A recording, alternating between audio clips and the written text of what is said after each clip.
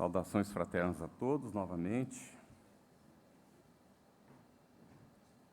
Como dissemos pela manhã, que os bons espíritos nos inspirem e que não só nossas palavras, mas principalmente o entendimento do tema que nos reúne. Agora, nós vamos, na sequência, observar o Evangelho como caminho para a paz interior. Bem, pela manhã nós falamos um pouco mais do Evangelho de Jesus, nosso Divino Mestre. Nós, quando examinamos os evangelhos preparados pelos evangelistas, nós observamos que cada um deles é um roteiro de evolução. Eles não foram escritos propriamente por aquela pessoa que está ali nomeada. A gente tem convicção de que as primeiras anotações foram de Levi, porque Emmanuel fala disso para a gente não há 2000 anos. Mas não ficaram nas primeiras anotações. Os discípulos, depois de Levi, continuaram na interpretação, agregando, e hoje nós temos esse roteiro que foi escrito basicamente para os próprios hebreus. Depois, nós vamos ter o Evangelho de Marcos, como sendo o segundo que se escreveu na tradição. Alguns discutem dizendo que o de Marcos teria sido o primeiro, porque é o mais sintético, mas isso é uma interpretação mais recente e não está apoiada pela revelação da espiritualidade, essa ideia. Então, não sabemos exatamente, não é, se aconteceu dessa forma, mas é provável que entre as primeiras anotações de Levi e o texto definitivo, Marcos elaborou o seu texto. Mas não sabemos se Lucas já não estaria também fazendo suas anotações, porque Marcos, segundo nós encontramos lá há 2000 anos, era um menininho. Em Paulo Estevão, né, a gente vê isso, na verdade. Em Paulo Estevão, ele era um menininho, ainda jovenzinho, não é? E Lucas já convivia com Paulo, era um médico, já era formado. Então, há indicativos de que provavelmente, e uma possibilidade, que Lucas tenha começado a escrever, inclusive, até antes de Marcos. Mas também não temos informação segura sobre o assunto. Bem, o que importa é que Marcos vai escrever para os cristãos romanos. Para os romanos. E Lucas vai apresentar o Evangelho já num texto mais voltado para a gentilidade. Aliás, como texto, é o mais belo de todos eles. Lucas era um literato, não é? E aí nós vamos encontrar o de João escrito anos depois, o mais espiritual de todos eles. Porque ele não vai ser factual, ele vai apresentar a essência do Evangelho como caminho de renovação espiritual. Então, cada um deles é um roteiro, que foi escrito no seu momento, de acordo com as condições, destinado a um certo público, e que quando nós juntamos tudo isso, e vamos com isso aos 27 textos que nós encontramos no Novo Testamento, incluindo as cartas de Paulo, as cartas universais, o próprio Apocalipse, nós então encontramos no conjunto um verdadeiro roteiro de evolução espiritual. Cada um deles um roteirinho particular, e no conjunto um roteiro maior. Muito bem, só que nós perdemos o rumo.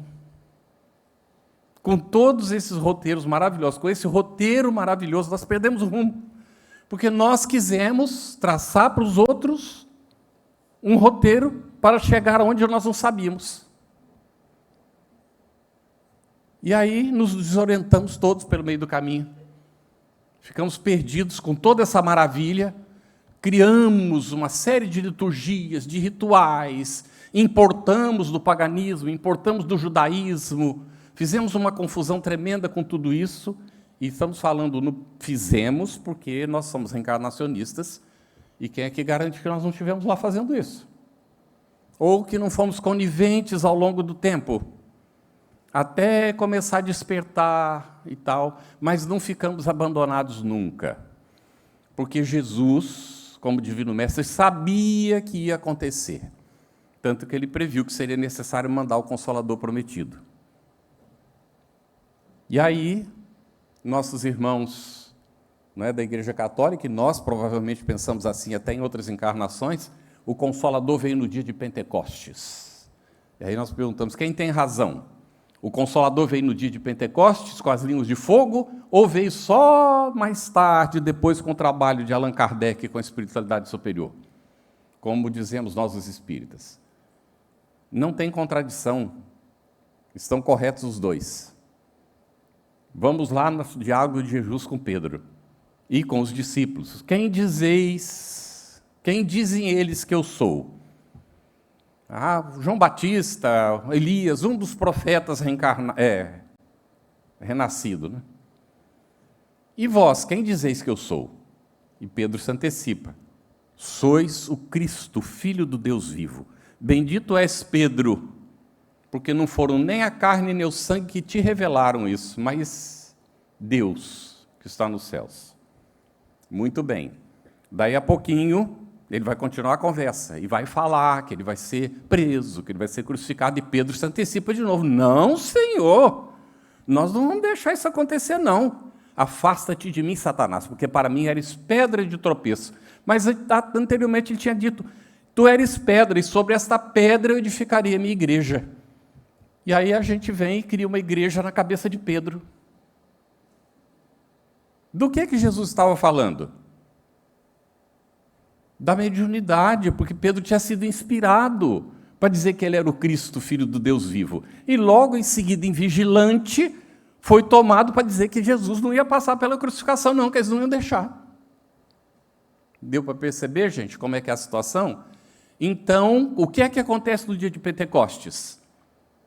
A plena manifestação da mediunidade, falando em diversos dialetos, a manifestação da espiritualidade, o ensino chegando. Então, foi sim o Consolador prometido que se manifestou ali. Mas o Consolador nunca deixou de estar com a humanidade, que Jesus já tinha mandado reveladores antes e mandou depois. Vai acontecer com a vinda de João, que vai reencarnar como Francisco de Assis.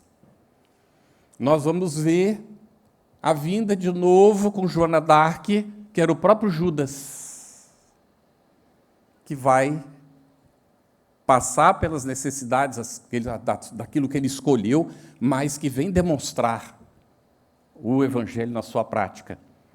Vai se manifestar com Lutero, olha que interessante. Sim, porque Lutero recebeu a tarefa de inaugurar o período do Consolador prometido para a nossa era. No entanto, ele também, e é muito difícil que as pessoas escapem aos preconceitos e prejuízos da cultura do seu tempo. E Lutero se deixou levar e cumpriu a meia essa tarefa, mas fez um trabalho muito importante, que foi traduzir a Bíblia novamente para nesse caso, o alemão, ou seja, colocar a Bíblia de novo ao alcance do povo, porque o povo não tinha acesso. Nós, na Igreja Católica, pegamos todos os textos que a gente conseguiu reunir, trancafiamos dentro de bibliotecas de consulta exclusiva a quem recebia permissão. Chegou ao ponto de, em alguns momentos, os próprios padres que se formavam só podiam consultar um texto que estava preso num poste de ferro com correntes de ferro. Não podia tirar dali. Então, o povo não tinha mais conhecimento da proposta que Jesus trouxe, mas do ensinamento que nós escolhemos apresentar para o povo. Perdemos o rumo, completamente. Com a tradução da Bíblia, novamente, para o alemão, depois para o inglês, para o francês, aí nós vamos vendo o trabalho coletivo, não apenas de Lutero, como de Wycliffe, como de Calvino, preparando o terreno para a livre interpretação. E nós, perdidos no nosso rumo, criamos hoje, tem mais de 3.000 denominações protestantes, ou evangélicas ou neoevangélicas no mundo. Que cada um que lê, cria a sua própria igreja, abre o seu próprio comércio de dízimo para poder receber dos demais, para levá-los para onde eles não sabem o que é o caminho. Então, nós passamos a repetir sucessivamente os mesmos enganos, até que chegou o momento, de fato, da manifestação do Consolador definitivamente para a humanidade, como Jesus tinha prometido. Era preciso que a ciência avançasse, era necessário que a humanidade amadurecesse, era necessário que se escapasse do jugo da fé cega e se tivesse condições de inaugurar o período da fé raciocinada. E Hipólito Leão Denis Arrivaio vai receber essa tarefa, mas com essa condição. Ele recebeu do Espírito de verdade a informação de que ele poderia ter 15 minutos por semana para conversar com o Espírito de verdade. Aconteceu mais tempo do que isso, mas no começo foi o que ele prometeu que faria. Mas como Allan Kardec, aí no caso, estava publicando a obra e ele, sentindo a tarefa que ele ia ter, ainda era Hipólito Leão Denis Arrivaio, ele ficou tão preocupado que ele perguntou para o Espírito de verdade em um dos encontros: e se eu falhar? Porque era uma missão, olha que ele percebeu o tamanho da missão, e se eu falhar? E o Espírito da verdade responde para ele: se você falhar, outro fará em seu lugar. Porque você acha que Deus depositaria uma obra como essa sobre a cabeça de um único homem? Então, Kardec examina o assunto e ele vai observar, ele coloca isso no Evangelho segundo o Espiritismo, logo no primeiro capítulo. A primeira revelação foi assentada na cabeça de Moisés. A segunda revelação foi assentada em Jesus, o Cristo. A terceira revelação não se apoia sobre os ombros de nenhum homem, porque a revelação dos Espíritos é uma obra coletiva. E, portanto, ai dos infelizes que hoje acham que são reveladores e querem tergiversar na aplicação do caminho a si mesmo, para ensinar o seu próprio caminho para os outros, para chegar não sabem onde. Então, nós temos que estar muito atentos. O nosso modelo e guia é Jesus. E aí, o Evangelho segundo o Espiritismo vai se converter, então, um novo roteiro para nos ensinar algo que a gente não estava conseguindo fazer. Retirar do texto, da mensagem que foi escrita pelos discípulos, pelos evangelistas, pelos seguidores, retirar da letra o espírito e extrair o aspecto moral da mensagem. Se Allan Kardec, na época em que foi lançado o Evangelho segundo o Espiritismo, tivesse dito: nós, com o Espiritismo, podemos ir ao Antigo Testamento, a toda a Bíblia, ou que fosse somente ao Novo Testamento, para entendê-lo, nós teríamos o Espiritismo ortodoxo hoje. Repetiríamos os mesmos enganos, porque nós não tínhamos maturidade. Nós estaríamos sob o ranço milenar, secular e milenar, dos prejuízos que foram acumulados pela educação repetida sucessivas vezes, da dependência nossa em relação ao representante da igreja, onde a gente faz o que quer, entrega na mão dele, ele que resolva com Deus. O que eu quero é o reino de Deus, ele que resolva como é que ele vai fazer, porque eu já paguei. Isso é o que a gente aprendeu ao longo do tempo. Eu errei, eu pequei, mas eu me confesso e o representante da religião que resolva, porque eu já me confessei, agora eu tenho que ir para o céu. Mas foi o que nós aprendemos, porque nos foi ensinado assim. Então, nos acomodamos, transferindo a nossa responsabilidade para os outros. Com a vinda, então, do Evangelho segundo o Espiritismo, que, vejam bem, é a terceira obra da codificação, Livro dos Espíritos, Livro dos Médiuns, Evangelho segundo o Espiritismo, nós temos a formação do tripé: filosofia, ciência e a gente coloca a religião, mas cuidado aí, não é? Porque é uma ciência filosófica de consequências morais. Porque Kardec fala da importância de nós vivermos com sentimento de religiosidade, como a gente já destacou hoje. Então, não nos perdemos mais nos prejuízos da religião ao longo do tempo. E nos centrarmos, de fato, no entendimento do caminho. E esse caminho, a gente vai passar rapidamente aqui, nessa proposta. Nós vamos começar pelo capítulo 1 do Evangelho segundo o Espiritismo, não vim destruir a lei. Jesus vai afirmar que ele não veio revogar a lei divina não. Mas a lei civil humana, essa sim, ele revoga. Então, ele vai dar cumprimento à lei divina. A lei divina é eterna e se expressa no amor e na justiça. O Espiritismo explica e desenvolve os ensinos morais do Cristo. E o Antigo e o Novo Testamento se harmonizam na essência espiritual.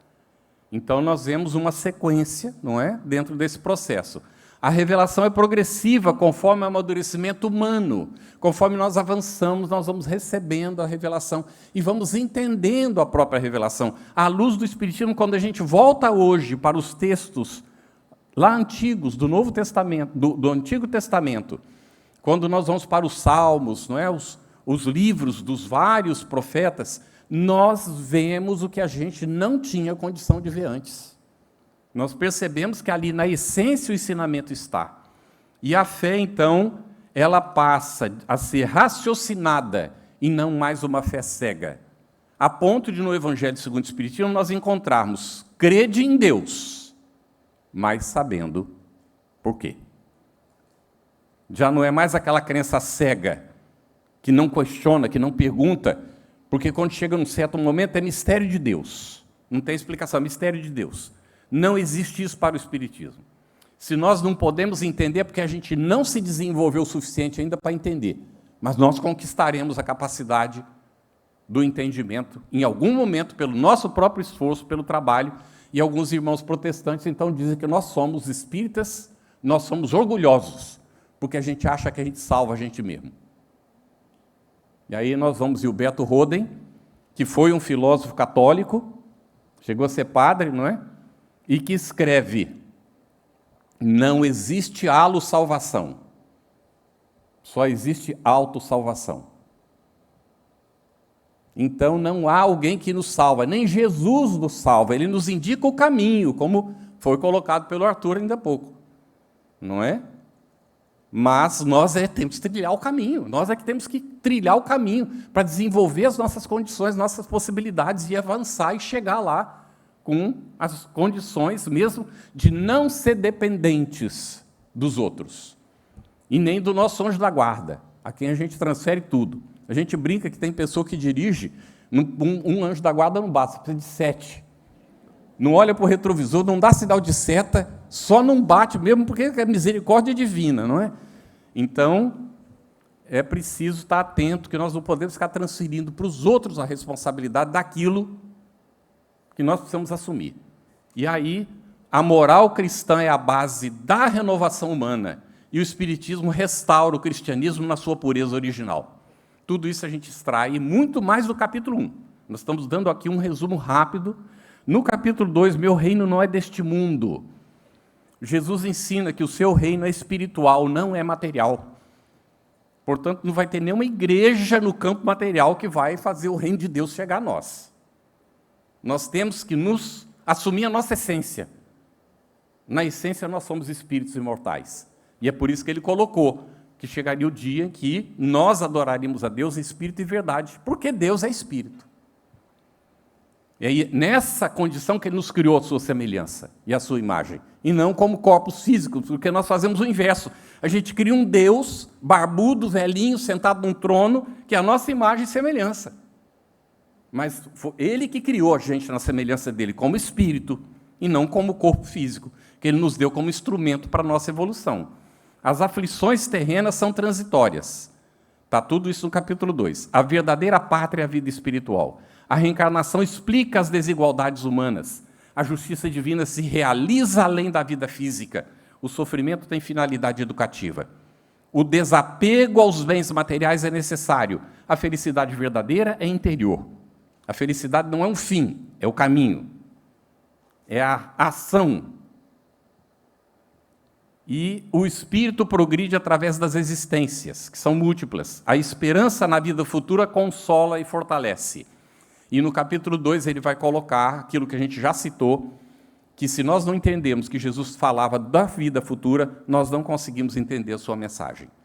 Capítulo 3, há muitas moradas na casa de meu pai. É o momento da gente entender que nós não estamos sozinhos. O universo é povoado, não há solidão, e ele vai fazer uma classificação dos tipos de mundo. É uma classificação didática, porque não há um momento estanque que o mundo deixa de ser de expiação e provas, vira regeneração, ou era primitivo, virou de expiação e provas. Não há momento estanque. É todo um processo que vai acontecendo ao longo do tempo, e os mundos progridem conforme as populações e os seus habitantes também.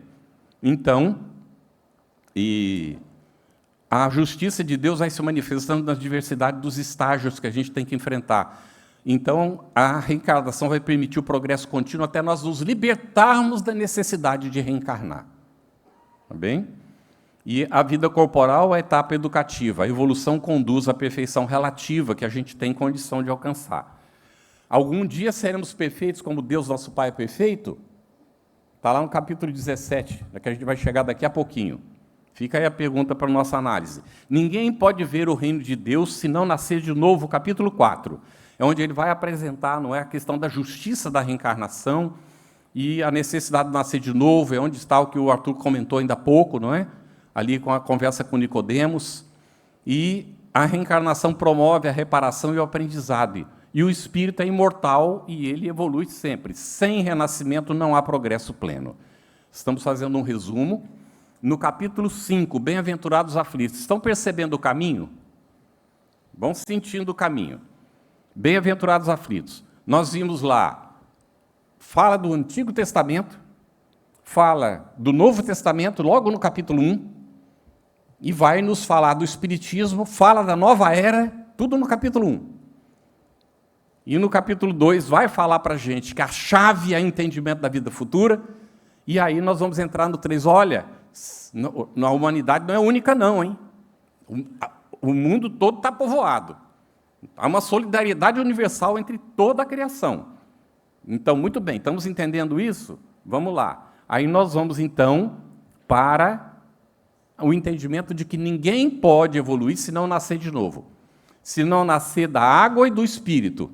O que é nascer da água? É justamente o processo da reencarnação. A vida na Terra surgiu na água. E nós repetimos, se pega o embrião, ele repete todo o processo. Então, se não renascer da água, seria pela reencarnação. E se não renasce do espírito, em espírito, o que seria isso? Seria justamente o autoconhecimento. O conhecer que nós somos espíritos imortais e que estamos aqui para nos libertar do jugo da matéria, para escaparmos do processo da necessidade de viver em mundos materiais. E aí, então, a gente renasce em espírito. E aí vem, no capítulo 5, ele começa a tratar as bem-aventuranças. É tão interessante, porque ele fala bem-aventurados aflitos. A primeira bem-aventurança que ele vai examinar é dos aflitos. As aflições têm causas atuais e passadas. Vai explicar a correlação, já que a gente renasce várias vezes entre as anteriores, a que a gente está agora, e as futuras. E vai falar da importância do sofrimento como instrumento de aperfeiçoamento. A resignação é virtude ativa, não passiva. A justiça divina é sempre sábia e equitativa. As provas são oportunidade de crescimento, não são castigo. A dor purifica e fortalece o espírito. A felicidade futura compensa as dificuldades desse momento presente. O desespero nasce da ignorância espiritual. A fé sustenta nas tribulações e são bem-aventurados os que suportam com confiança as suas aflições e dificuldades. Mas ele interrompe, de repente, as bem-aventuranças, o Sermão da Montanha, para falar do que no capítulo 6? O Cristo Consolador. mensagens do Espírito de verdade. E aqui, neste capítulo, nós vamos encontrar uma mensagem que está no livro dos médiuns. Lá no finalzinho. Ele coloca a mensagem e coloca, dá cuidado que precisamos ter quando os espíritos assinam um nome muito conhecido, mas que examinando esta mensagem, ela tem todas as características do espírito que deu o nome e botou Jesus de Nazaré. Pegue o livro dos médiuns, se não viram ainda, e vão encontrar a mensagem lá. Ela está aqui no capítulo 6 do Evangelho segundo o Espiritismo, com pequenas variações de redação. A mesma mensagem, venho como outrora, os transviados, e vai seguir. E aqui no Evangelho segundo o Espiritismo está assinado o Espírito de verdade. E tem alguém que diz assim, mas Kardec não colocou claro que Jesus era o Espírito de verdade. Eu acho que você não colocou mais claro do que isso. Eu não sei o que é claro mais. Tudo bem? Então, Kardec deixou para a gente evidenciado que o Espírito de verdade é o mesmo Jesus. É aquele Espírito crístico que veio trazer a segunda revelação e que agora é o Espírito de verdade que ele prometeu que viria amando do Pai. É o próprio, né, que vem trazer a revelação. Então, explica as leis espirituais com racionalidade. Oferece consolação pela certeza da imortalidade. Aqui é uma profundidade impressionante. Promove realmente a fé raciocinada. Renova o cristianismo primitivo e convida à transformação íntima. Esse é o papel, só um resuminho, tá, gente? Capítulo 7.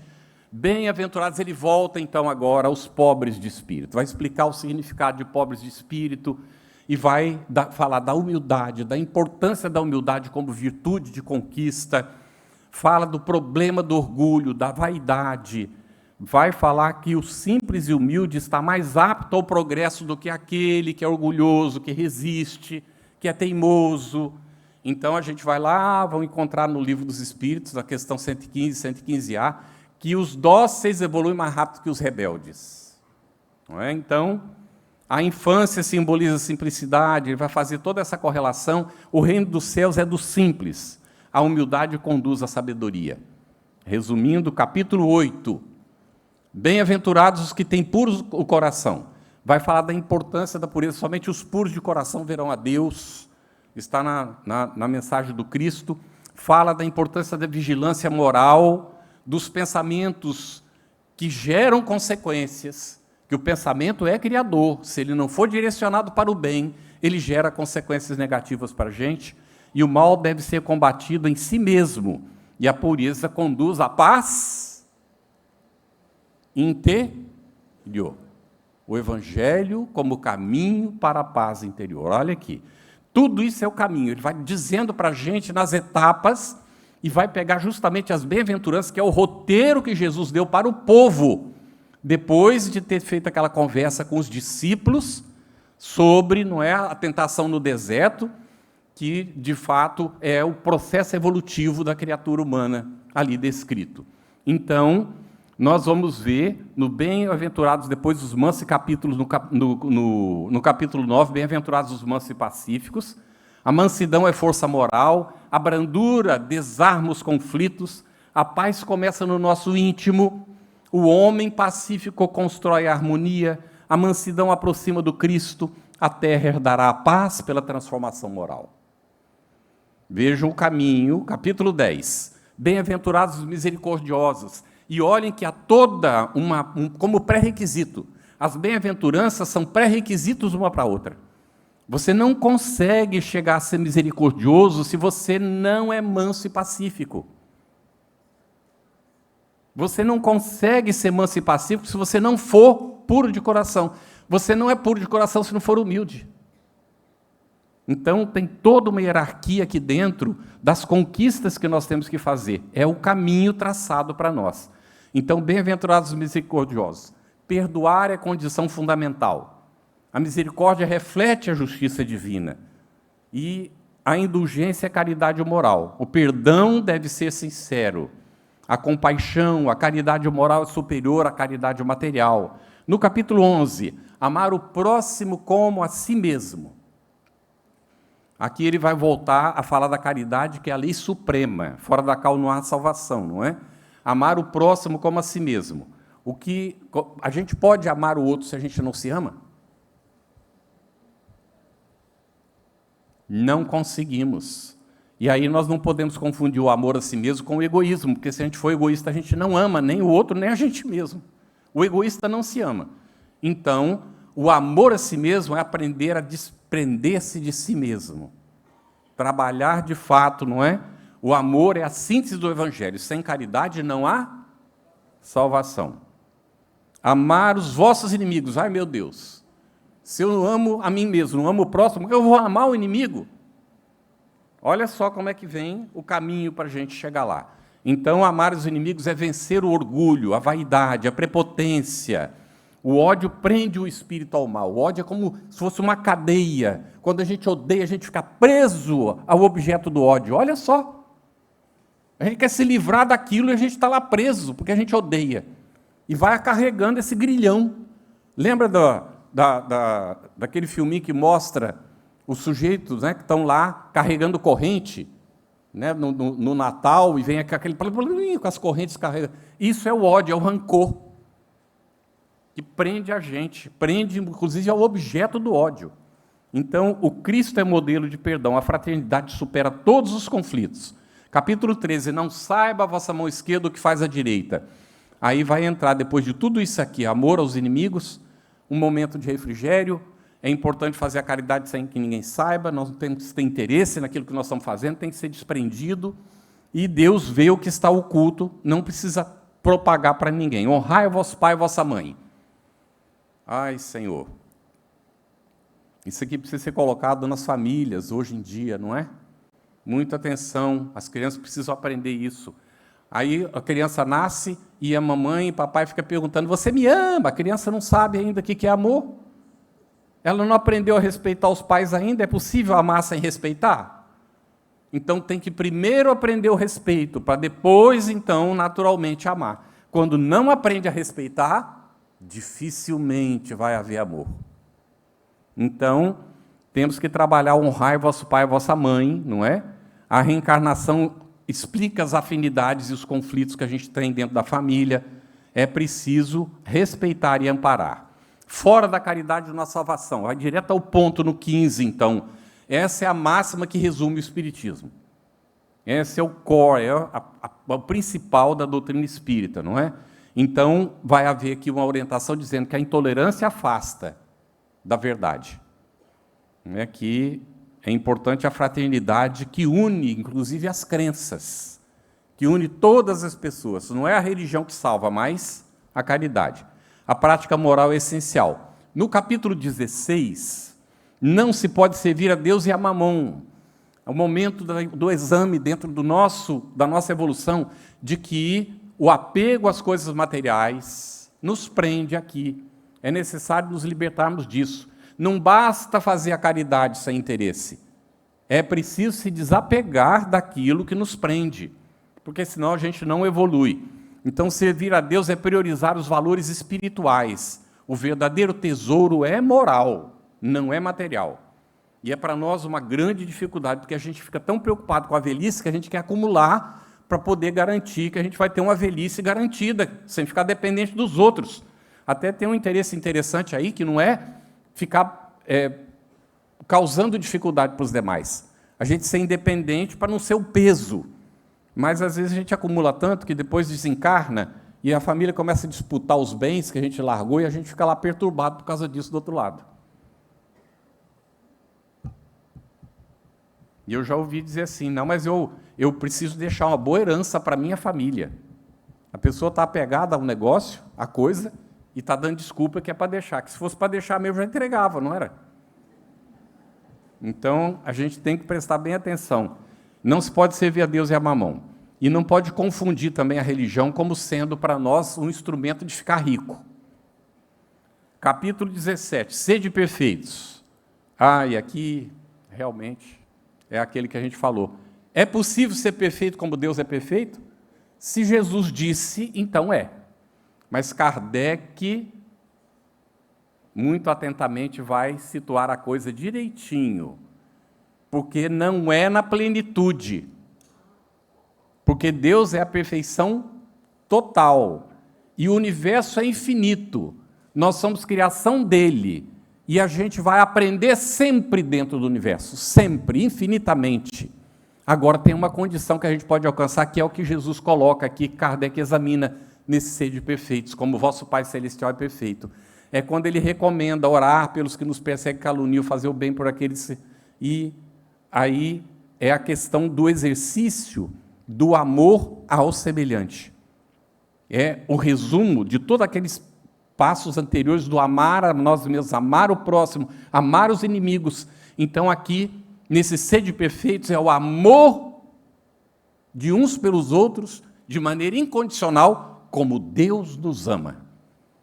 Nós chegaremos um dia em que amaremos como Deus ama a todos os nossos irmãos em humanidade, a tudo que existe, mas não seremos perfeitos integralmente como Deus é, porque Ele é a perfeição absoluta e nós seremos a perfeição relativa. Mas alcançaremos essa perfeição de nos amar uns aos outros. Olha que maravilha isso! Só o Espiritismo fala isso para nós. Mas foi Jesus que falou. E a gente fica nessa confusão. Capítulo 18. Muitos os chamados e poucos os escolhidos. É o momento da gente ver o que é um chamado.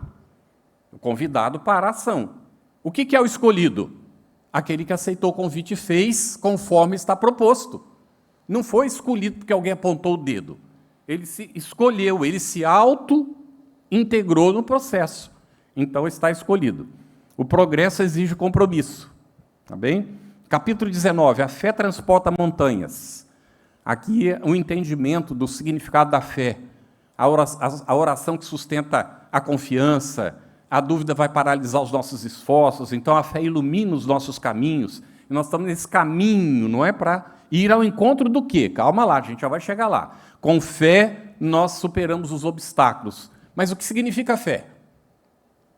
Olha uma palavrinha com 2 letras, com um significado amplíssimo. No Evangelho nós vamos encontrar Jesus usando essa palavra várias vezes, com diferentes significados. Vou dar só um exemplo. O servo do centurião, e o centurião manda alguém ou vai lá falar com Jesus para salvar. E Jesus vai querer ir lá. E ele diz assim, não, Senhor, porque assim como eu tenho os meus, e eu mando e eles obedecem, tu tens os teus. Porque a minha casa não é digna de te receber. E Jesus diz assim, que seja feito conforme a tua vontade. O servo foi curado lá no mesmo momento, não foi ninguém lá. Quem é que foi lá? Foram os espíritos que Jesus mandou ir lá curar. Então, Jesus em seguida disse assim, nem mesmo Israel viu tamanha fé. Essa fé é crença? Não é simplesmente crença, isso é sabedoria, conhecimento. Ele sabia que Jesus tinha os espíritos ao seu mando. E ele era romano, ele não era judeu. E ele sabia isso. Por isso, nem Israel viu tamanho conhecimento. Isso é só um exemplo, não é? Mas a gente vai...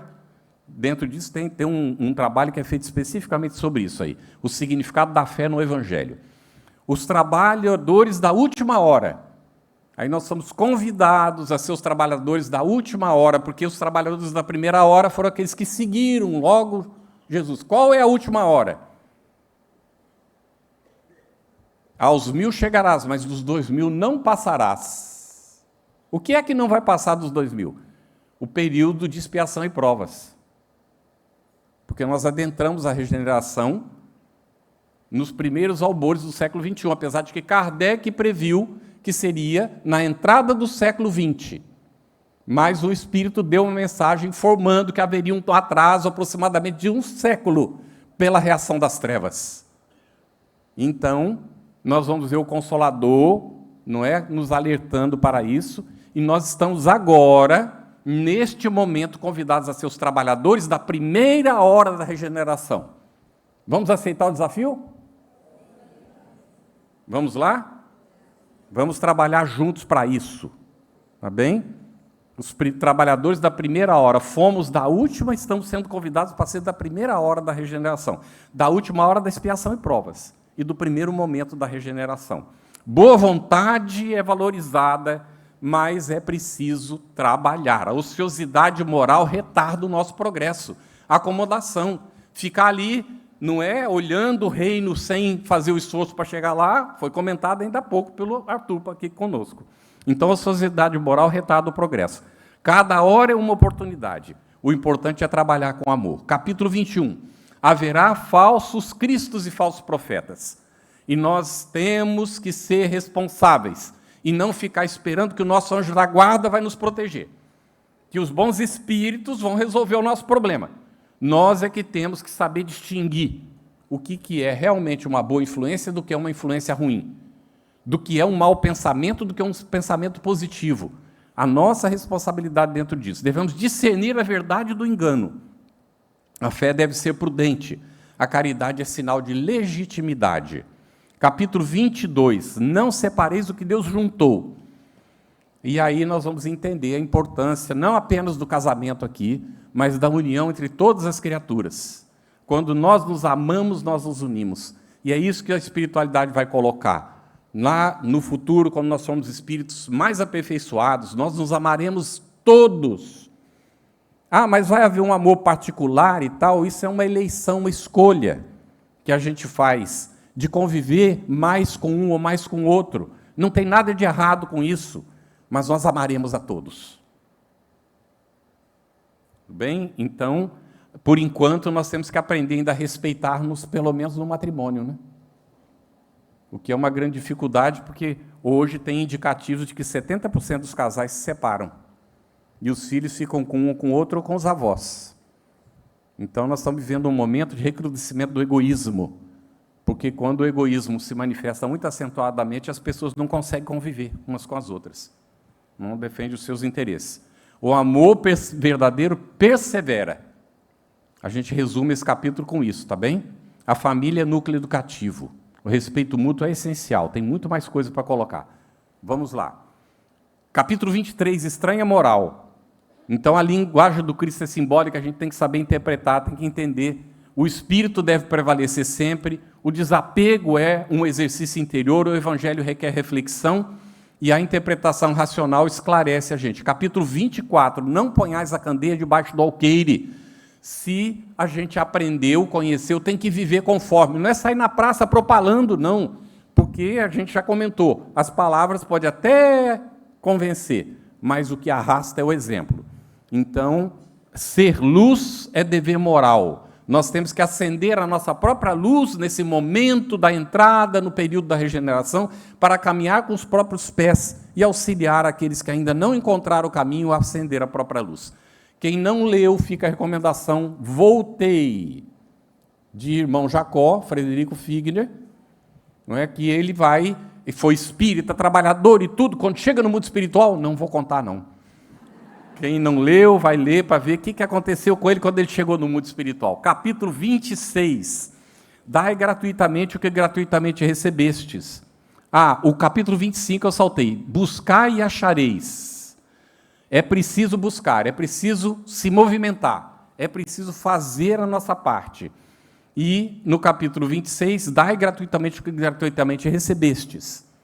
Nós recebemos muito do nosso Pai, a própria vida é um dom divino.